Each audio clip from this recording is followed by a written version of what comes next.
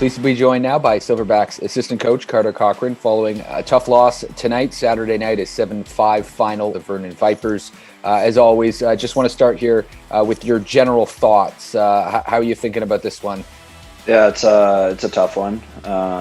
Obviously, it's one that I think we deserved a better fade in just from our effort levels. I want to give our guys credit for that. I thought we just kind of followed up on the things we've been doing in the past year, and we were pretty consistent effort.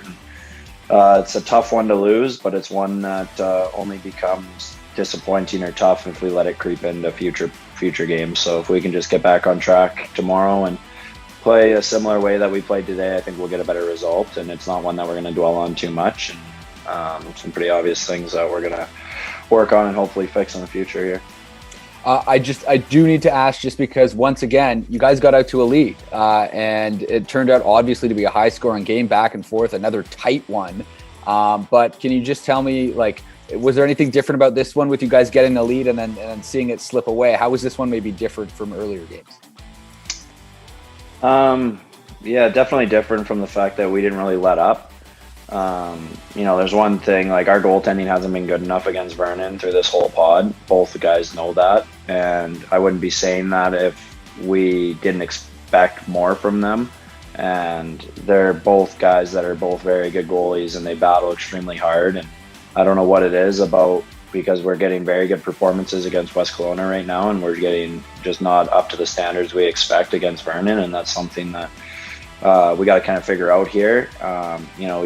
We needed a save or two when we had the lead tonight, and some bad bounces, and a young goalie fighting the puck for us tonight, and Bandy, and he battles so hard, and I just think that there's a couple that he would have liked to have back, and I think that we did a good job of kind of managing ourselves a little bit, and we were able to battle back in a lot of different points in the game. And I think that there wasn't much difference in the past where we've kind of let up on maybe felt like things were going to get a little bit easier. We're going to have points night or things like that. I don't think there was much of that from our group. We just didn't really get the bounces going our way. Let's talk about the top line performing, especially that first period, and scoring against the Vernon Vipers. Tassie gets 2 in one period against Vernon. Just talk about them, what you thought of their performance tonight. Yeah, I think the only knock, honestly, through this entire pod could be the fact that maybe they haven't been consistently producing against Vernon. And when you see the numbers that they have, you would expect that they're doing it every night. And I think their effort's been there.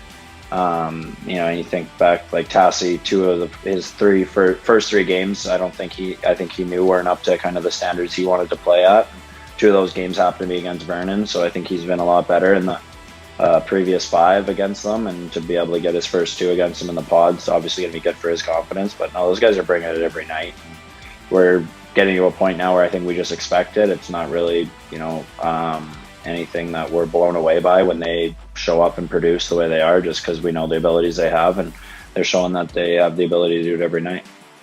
I wonder if you, especially as someone in charge of the D, if you can just talk about the challenges of running with 5D and how the guys stepped. That's not easy to do, especially in a pod season where you're playing so often, to run 5D. What are the challenges for the guys? And I guess for you, what was that like to have 5D tonight?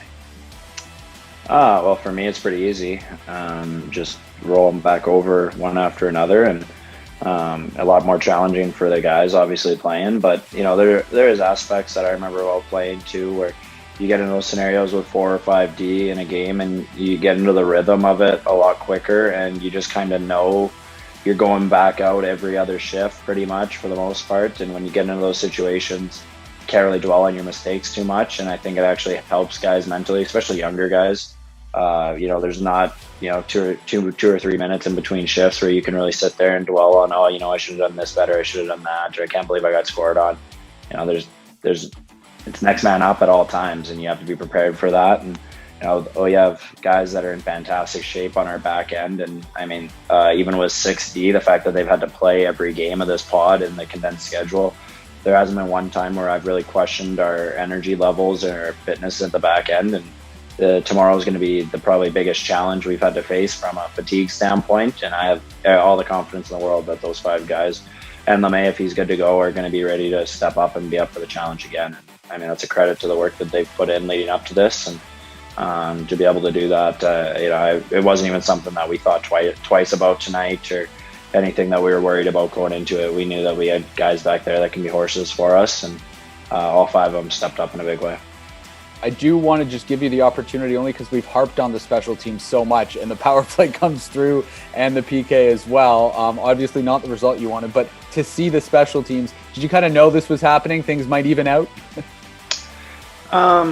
Yes and no. I think early on our power play didn't look great, but we were getting rewarded with goals from like Kieran Rashinsky's goal on the power play is a great example of that, where it's just kind of late in a power play where we've already kind of changed over both units, and we get a goal with 3 or 4 seconds left in it, and we've scored a couple off the rush. We've scored some when you're not really in your setup or anything like that, and I think that might have given us a little bit of false sense of security, and that kind of led to our little slump. But tonight we looked threatening a lot of the time. Every power play we generated good looks and chances, and we had 1 goal, but we could have had 2 or 3, I think, with some of the chances we generated. And really liked our kill. Vernon threw a couple different looks at us from a setup standpoint in different units, and we were able to adapt and react to it on the fly. And we were more aggressive than we've been in the past. We created some good turnovers. I think we only gave up 1 chance on the power play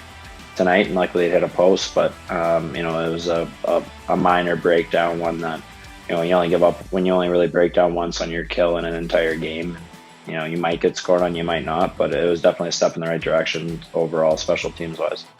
Lastly, I want to open the floor to you. Is there any other positive performances that I haven't highlighted? Any guys who you want to talk about from tonight's game?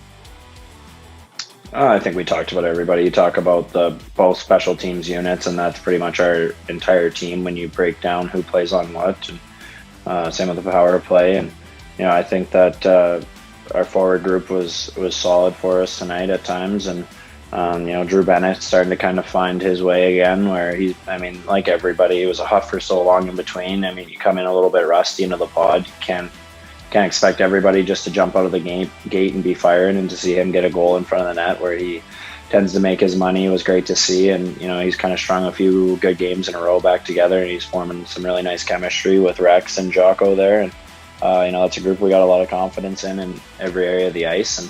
And Benny's a leader for us, and if he can continue to play the way he is, then we're gonna we likely have kind of 2 lines that we can trust to be able to produce every night, and we've seen contributions from all 4. So I thought overall it's tough to be too negative with our group tonight. Just one of those nights where you didn't really have every asset of your game going, and tomorrow is really just going to determine how much of a negative tonight was. And right now it's just one of those ones that you put in the back seat and you deal with and move on. But if we don't show up tomorrow ready to play, it's going to make this one sting a lot more.